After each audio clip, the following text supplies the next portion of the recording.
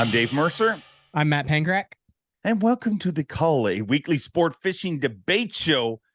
And this week we're going to talk about forward-facing sonar, which is a topic nobody's heard anything What's that, about. Dave? What is that? It's the F word. Well, in fishing anyways, it is. Was that thing you can see out in front? Yeah. In front of the boat? Yeah, some people love it. It's new, right? Yeah, some people hate it. And this week's question is, within 2 years, there will be limitations on forward-facing sonar. Keep our call, Panger. I'm going to start out by just saying, keep this. Now, this doesn't mean that I think that it will be banished or admonished from the top levels of competitive fishing, but I think just like in every other sport that is limited golf clubs, rackets, motors, I think it will eventually work its way down to fishing. We've seen it with the council and study that Bassmaster announced that they will be monitoring it on both the Opens and the Elite Series this year. And I don't think that it is a bad thing. I don't think it is hindering the progress of technology. I think it is just a rational decision that within 2 years, there will be some form of limitation on forward-facing sonar technology at the top level of competition in bass. Well, obviously Bass put out their press release with what they're going to do, which you just spoke about. And I could not be more in agreement with you, because here's, let me just tell you what I think the future is. It is wide open. We are living in the Wild West right now. Up until this point, I mean, this past season, let's take the Elite Series, for example. What we saw this past season with Kyoya Fujita making 5 top 10s, having more rookie winners than we've ever had in the history of the Elite Series.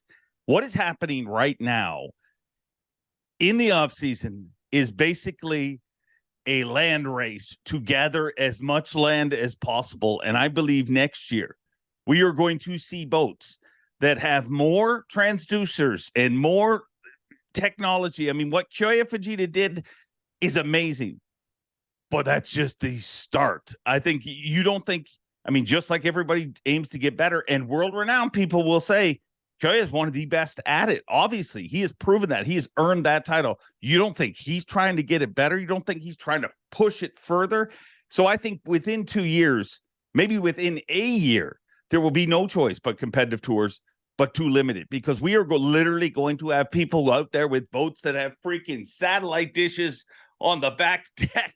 I mean, what limits is there? There's no limits. I mean, Chris Zaldain put it in social media a week ago. He said, I am going to build the baddest forward-facing sonar rig that's ever been built. That's one angler. We know Kyoya's got, we are going to have 104 anglers on the water. Let's say 102, maybe, because a few of them may not push the total limits. Mm-hmm. But 100 of them are going to put more apparatuses, pieces, and radars, and blinkers, and dinkers, and flinkers. Mm-hmm. So I think that the world will have no choice but to limit it at some point, because unlimited, like, for example, I mean, if you said tomorrow it's unlimited horsepower, how big a motor are we going to see by the end of the year? I don't know, but you're going to see a big party over at Rick Pierce's place. He's going to have that 450 Jag just humming. What? And that's what everyone everyone would too, because it gives you the fastest. Listen, there's going to be a metric next year. It's going to be the DPR metric, deucers per rig.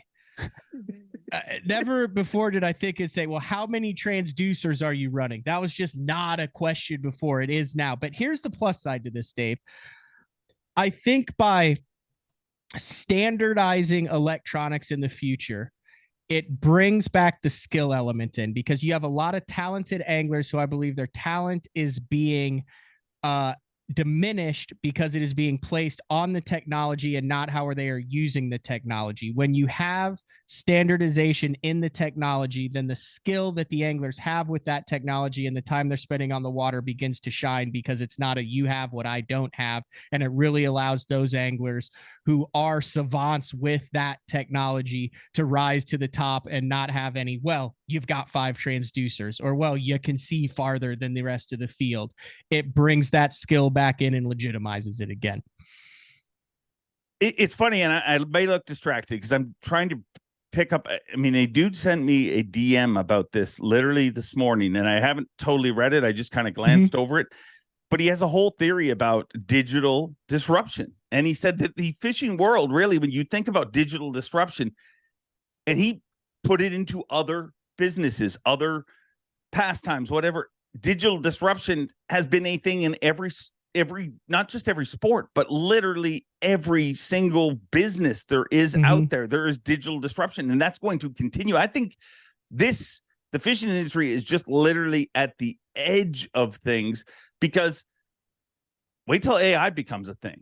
Like literally right now, you can go to AI and you can say, hey, write me an article on Kevin Van Dam and Davey Height's thoughts on spring smallmouth in Tennessee. And literally you will get an article back that is full of their real thoughts, their real, information that took them years and years to gain. And it's right in front of you. So you can't tell me that this isn't going to continue to become a thing where digital disruption. And the only reason I dug up that message is because that word stood out to me. And when you really start looking at it, the world is dealing with digital disruption. And I definitely think fishing will become a victim of that, not just for this, but for many, many things in the future. Kumbaya, so yeah, Dave. We're good. We're good. We agree. Kumbaya. I bet you a lot of people agree here. Do you think anybody's going to comment and say, no, we should just keep putting more things on boats? I can see that side. I can see that side of it as well too. Yeah. I honestly can, and I'm okay with that. But I mean, that wasn't the question of the call today. No, you're right. It was, do you think there is? And I think there is going to be a limit. There has been a limit in every other professional sport on technological advancements, and why would fishing be any different? It's not a death sentence to forward-facing technology or advancements in technology. It's just a standardization like we've seen across to allow the athletes to let their athleticism shine. That's right. And everybody signs up for a tournament and wants one thing, it to be equal for everybody. And that's where it'll be. You mean you can only run 250 horsepower boats. You can only do certain things. You can only have a rod so long. So I imagine it will happen too. Let us know what you think. Keep our call. Within 2 years, there will be limitations on forward-facing sonar.